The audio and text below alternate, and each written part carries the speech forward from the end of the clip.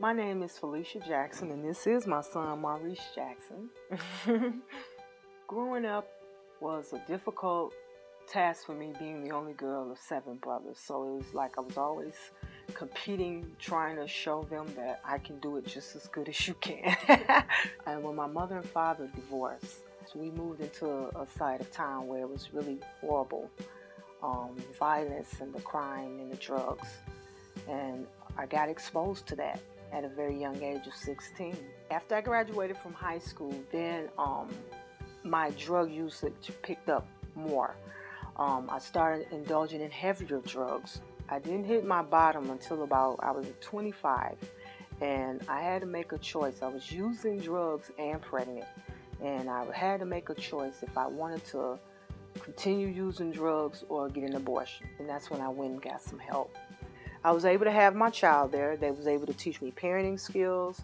They was able to help me with resources as far as having my child. And I said, I'm going to commit myself to this child because this child has changed my life for the better. The community that we were in before, we were robbed.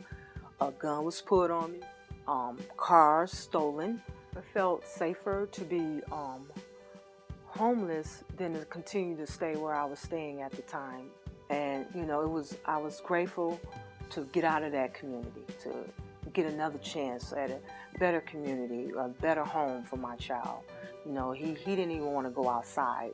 It was crime and all types of violence and stuff. I didn't even want to go outside. It was a nice, beautiful park where I used to live. There was a swimming pool, golf courts, and a basketball court. And I love basketball, but I still refuse to go outside because of the violence that was happening over there. Moving here, the difference it has made is a peace of mind. To feel comfortable, to feel happy, to feel relieved. It's wonderful. I'm able to reach out with the community, be involved with the community, my neighbors. I also went back to school, pursued my education. I graduated from a nursing program, and Tuesday I will be taking my state boards.